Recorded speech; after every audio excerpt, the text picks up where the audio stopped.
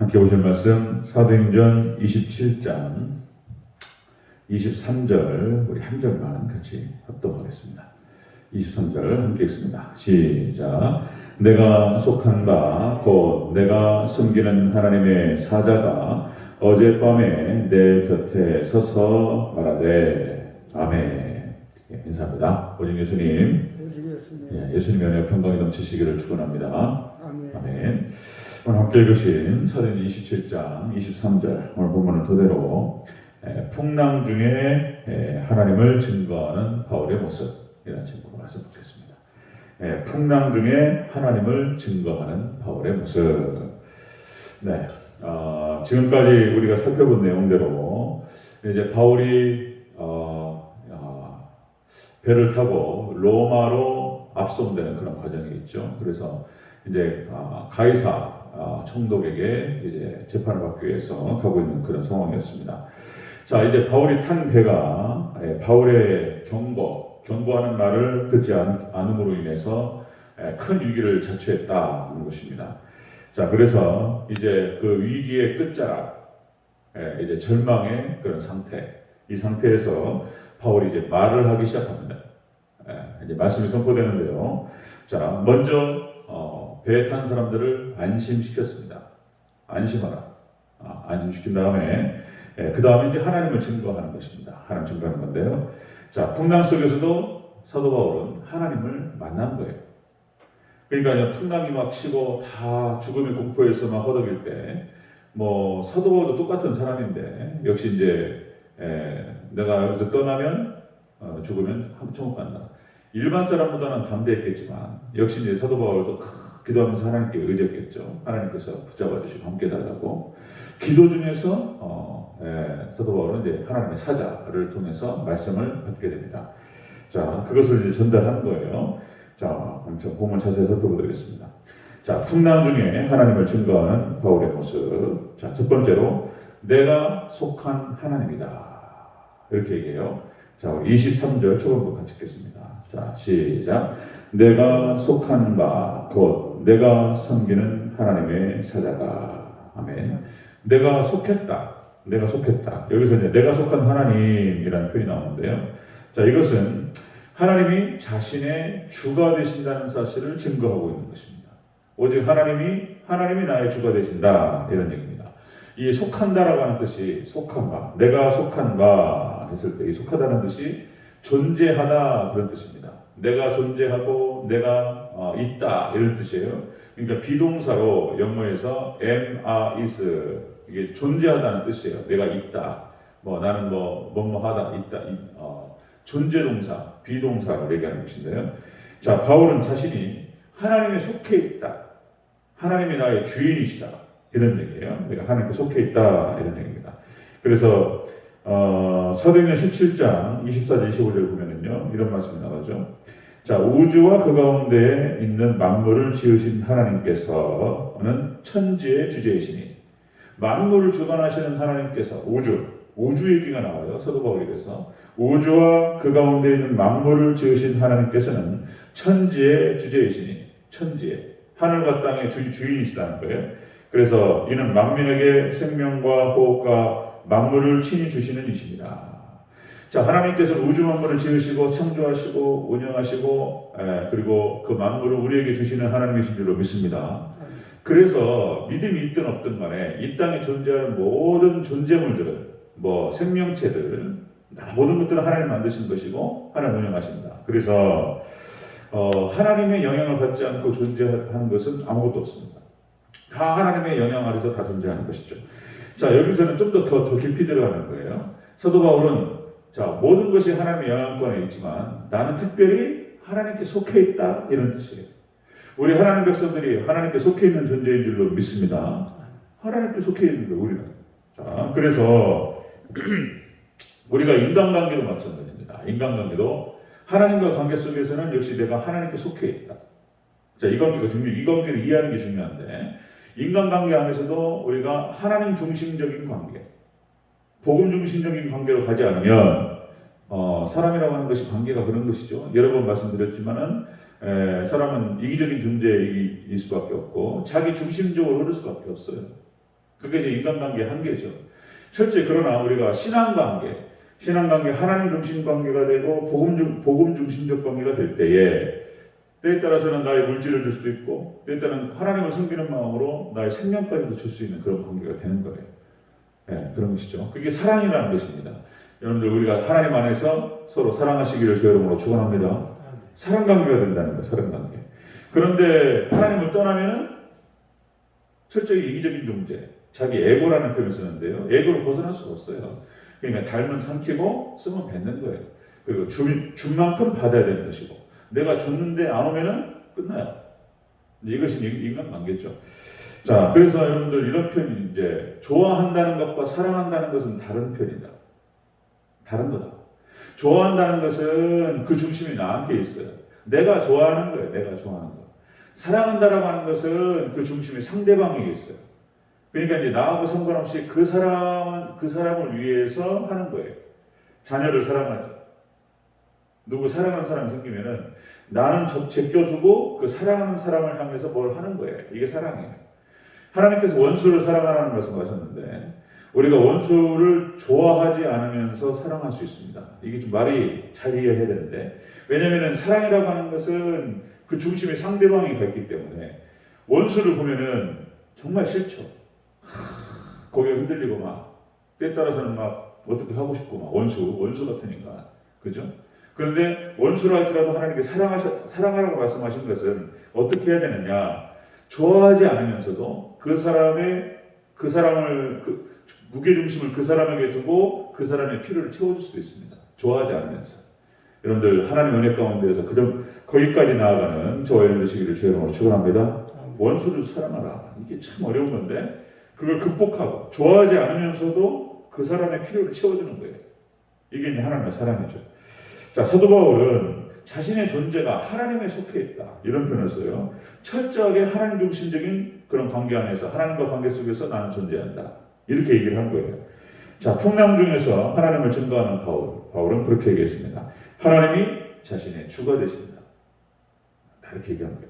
자, 두 번째 보겠습니다. 두 번째, 풍랑 중에 하나님을 증거하는 바울의 모습. 두 번째로, 내가 섬기는 하나님이다.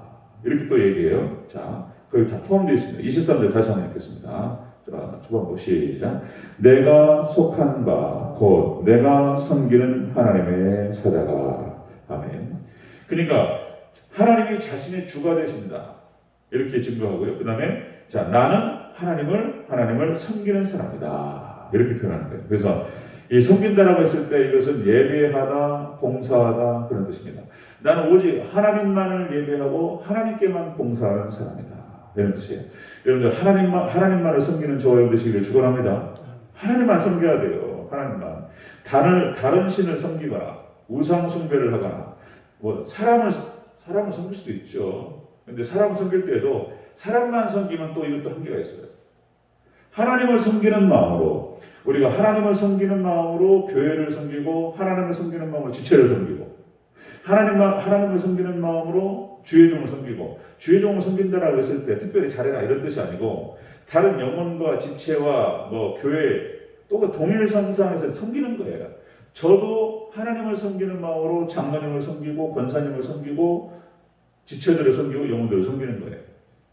여러분들 우리가 하나님을 섬기는 마음으로 할 때 지속적으로 잘 섬기게 될 줄로 믿습니다. 하나님만을 잘 섬기는 저와 여러분 되시기를 축원합니다. 사도 바울이 자신은 하나님만을 섬기는 사람이라고 얘기해요. 그러면서 하나님을 섬기는 마음으로 교회를 섬겼고 그리고 지체들을 섬겼고 영혼들을 섬겼고 잘 섬겼다는 거예요. 자, 여러분들 사도행전 23장 1절 그렇게 표현합니다. 사도 바울이 나는 범사에 양심을 따라 하나님을 섬겼다. 사도 바울은 철저히 하나님만을 섬기는 사람이었다는 것입니다. 자, 그렇게 하나님만을 섬길 때 온전히 순종할 수 있고 사랑하게 될 줄로 믿습니다. 자, 풍랑 속에서도 하나님을 증거하는 바울은 그렇게 얘기합니다. 자, 하나님이 자신의 주가 되십니다. 나의 주님은 오직 하나님만이다. 그리고 나는 오직 하나님만을 섬기고 있는 사람이다. 이렇게 얘기했어요. 세 번째 보겠습니다. 세 번째, 풍랑 중에 하나님을 증거하는 바울의 모습. 자, 내 곁에 서서 말씀하셨다는 거예요. 그 하나님께서. 자, 하나님 사자가 23절 전체적으로 다시 한번 읽겠습니다. 시작. 내가 속한 바 곧 내가 섬기는 하나님의 사자가 어젯밤에 내 곁에 서서 말하되. 아멘. 하나님께서 말씀을 보내주셨다는 거예요. 사자를 통해서 말씀을 주셨어요. 그래서 말하되라고 하는 표현이 이야기하다, 말을 건네다 그런 뜻이에요. 말을 건네다. 여러분들 모세도 마찬가지입니다. 하나님께서 모세에게 말씀하신 줄로 믿습니다. 그 다음에 여러분들 여호수아도 똑같습니다. 하나님께 말씀을 받았습니다. 아멘. 그리고 선지자들도 마찬가지고 사도들도 마찬가지고 다 하나님께 말씀을 받은 거예요. 모세 같은 경우도 모세 같은 사람은 우리가 이제 신명기 살펴봤지만 34장에 그렇게 표현돼요. 신명기 34장에 자 모세는 여호와께서 대면하여 아시던 자다 이렇게 표현해요. 자 모세는 하나님께 대면해서 알던 자라고 표현해요. 신명기 34장 10절에서 자 이렇게 나옵니다. 그 후에는 이스라엘에 모세와 같은 선자가 일어나지 못하였나니 모세는 여호와께서 대면하여 아시던 자요. 하나님께서 모세에게는 특별히 모세는 모세 오경을 기록했습니다. 창세기, 출애굽기, 레위기, 민수기, 신명기. 그러니까 모세가 살지 않던 그런 세계에 대해서 기록을 했어요. 그러니까 저희가 살지 않던 세계에 대해 히브리어로 쫙 기록을 했는데 이게 이제 미스테리죠, 미스테리. 안 믿는 사람한테는 이것이 미스테리고 우리 믿는 사람들한테는 하나님께 받은 말씀이구나. 자, 여러분들 지금 창조 과학회부터 해가지고 과학이 성경 말씀을 갖다 과학적으로 입증합니다. 여러분들 그 노아의 방주가 과학적으로 입증되는 거 보면요 놀랍습니다. 노아의 방주 그 규모 있잖아요. 구조 자체가 지금 그러니까 현재 배를 만드는 그 기술이 발달을 해가지고 과학적으로 가장 탁월한 비율이 있어요. 높이와 길이와 넓이와 폭과 이 과학적으로 가장 안전한 배의 규모가 딱 있는 거예요. 근데 노아의 방주가 정확하게 그 규모를 딱 갖춰 있습니다. 이거는 놀라운 거예요. 그러니까 이제 안 믿는 사람들이 그 배를 주조하고 만드는 그 전문가들 있잖아요. 성경에 나오는 그 말씀을 보고요. 그거 예수를 믿는다는 거예요. 이거는 있을 수 없는 일이에요. 어떻게 노아가 어떻게 이 규모대로 만들 수 있었을까? 그 다음에 여러분들 출애굽기에 나오는 이제 출애굽기 과정 속에서 홍해를 건너고 출애굽기 그러니까 시내산이 어딨냐 이게 논쟁이 많아요. 지금 시나이 반도에 있는 시내산을 얘기하고 있는데 저도 이제 성지순례 갔을 때 그 시내산을 올라갔어요. 그 시내산이 아니에요. 수많은 시내산이 어디냐? 이스라엘 백성들이 출애굽을 해가지고 그 광야에서 이렇게 거기 40년 살았다는데 호렙산이 어디냐? 여기 논쟁이 많아요. 여기다 저기다. 그런데 정확하게 과학적으로 입증이 되고 있어요. 고고학에서 다 나와버렸어 그냥. 어마어마한 놀래 자빠질 일인 거예요. 이것이 놀래 자빠질. 홍해를 건넜는데 홍해를 건넌 데가 어디냐? 다 나와 있어요, 지금 이게 과학적으로 지금 유물 탐사 팀들이 다 찾아버렸어요, 지금. 이게. 여러분들 가능하시면 김승학 박사, 우리 한국의 박사입니다. 김승학 박사라고 해서 이 사람의 강의라든지 동영상을 보면 정확하게 나와요. 유튜브 찾아보니까 김승학 박사의 설교하고 강의가 있더라고요. 하여튼 유튜버 대단해요. 한번 찾아보세요. 김승학 박사라고 딱 치면은 딱 뜹니다. 그러니까 홍해를 건너는데요. 이 놀라운 얘기가 이 홍해가 이스라엘 백성들이 건넌 땅이 있잖아. 이렇게 건넌 땅. 이 건넌 땅을 중심으로 해서 반경 6km 그 밑으로는요 1000m가 해구 1000m 밑으로 떨어진대요. 근데 이스라엘 백성들이 건넌 그 땅만 모래가 막 쓸려 내려와가지고 그 땅만 딱 메꿔져 있다는 거예요. 이렇게 딱 거기 딱 다리가 놓여 있어. 물 밑에 다리가 놓여 있어요. 그 옆으로는 1000m가 넘는 해구로 떨어져요. 기가 막힙니다. 이스라엘 백성들이 건너갈 때 동풍이 불었어요. 그러니까 이제 이스라엘 백성들 그때 맞바람이 분 거예요. 모세가 딱 이렇게 지팡이 가리키니까 맞바람이 쫙 불면서 쫙 물이 말랐다는 거예요.